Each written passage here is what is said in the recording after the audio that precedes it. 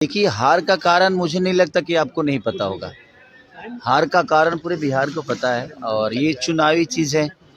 मुझे मुझे लगता है कि मैं एज़ ए कलाकार ही सही हूँ और हम लोगों के लिए पॉलिटिक्स सही है नहीं। रीज़न ये है कि यहाँ सच बोलने पे प्रॉब्लम है। यहाँ जो सच बोलेगा वो कभी जीवन में, मुझे नहीं लगता कि पॉलिटिक्स में वो बहुत आगे तक जाएगा। यहाँ सिर्फ़ झूठे वादे करना आपको अगर आता है तो आप पॉलिटिक्स में आओ। आपको दुनिया को सिर्फ़ बेवकूफ़ बनाना है तो आप आओ।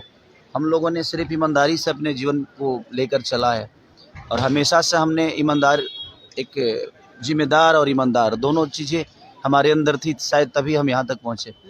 और हार का कारण देखिए, अब बिहार की जनता को बदलाव ही नहीं चाहिए, बिहार की जनता को बेहतर कुछ नहीं चाहिए। तो उसके लिए ज़िम्मेदार कोई नेता नहीं हो सकता, वो आरजेडी नहीं हो सकता। बल्कि मुझे लगता है कि वो ज़िम्मेदारी कहीं न कहीं पब्लिक को उठानी पड़ेगी कि अगर उसको बेहतर बिहार चाहिए, उनको बेहतर बिहार अगर दिख रहा है तो सही है। बेहतर बिहार, मुझे लगता है कि मैं बेहतर हूँ और मैं बेहतर अपने जीवन में अपने बच्चों के लिए कर रहा हूँ। अगर बिहार के लोगों को भी अपने बच्चों के बेहतर के लिए करना है तो उनको बेहतर विकल्प के साथ ही जाना पड़ेगा। अगर वो नहीं जाना चाहते हैं, उनको लगता है कि हमारे लिए यही सरकार बेहतर है, तो भाई उनका अपना चुनाव है, उनकी अपनी सोच है। उसके लिए ना हम दोषी हैं और ना कोई सरकार दोषी है। तो बिहार के लोगों को सोचना पड़ेगा जो उनके जीवन में उनके बच्चों के भविष्य के लिए कौन बेहतर सोच सकता है। लैंड जाओ मामले में लालू प्रसाद यादव के परिवार को आरोपित तय किया है। तेज प्रताप ने कहा है कि हम लड़ेंगे। बिल्कुल लड़ना चाहिए। मुझे लगता है ना कि जिस उम्र से वो गुजर रहे हैं, उस उम्र में ऐसी चीज़ें उनके साथ नहीं होनी चाहिए। और जहाँ तक बात है कि उन्होंने बिहार को क्या दिया है, तो आप जाकर गांव में पूछिए कि लालू प्रसाद यादव जी ने बिहार को दिया क्या है।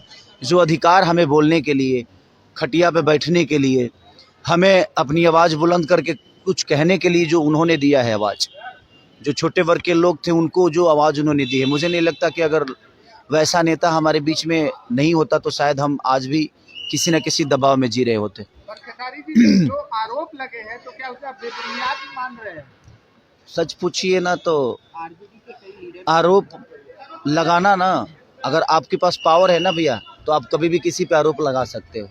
कितना आदमी चीज़ों को, हर चीज़ वैध भी अवैध हो जाता है जब आपके पास सरकार नहीं होती है तो आपकी चीज़ है। मुख्यमंत्री नीतीश कुमार जी को लेकर के भारत रत्न देने की मांग उठी है।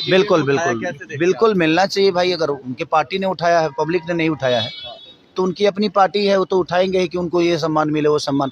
और भगवान करे, मैं भी चाहता हूँ कि भाई हमारे अपने जो हैं नीतीश चाचा हम सबके गार्जियन हैं, हमें गर्व की बात होगी कि अगर उनको भारत रत्न मिलता है तो, और अच्छी बात है। लाल यादव निरहुआ ने कहा कि खेसारी लाल यादव बीजेपी के लायक है ही नहीं। उसकी मानसिकता को इसी पर सोच लीजिए कि वो कहता कि कोई अपराधी है तो उसका भी तो परिवार है। नहीं, मैं किस, देखिए है क्या ना कि वो लोग पूरी बात सुनते नहीं, व्हाट्सएप देख के और लोग डिसाइड करते हैं। मैं बीजेपी के लायक हूँ नहीं कि हूँ, ये वो डिसाइड नहीं कर सकते।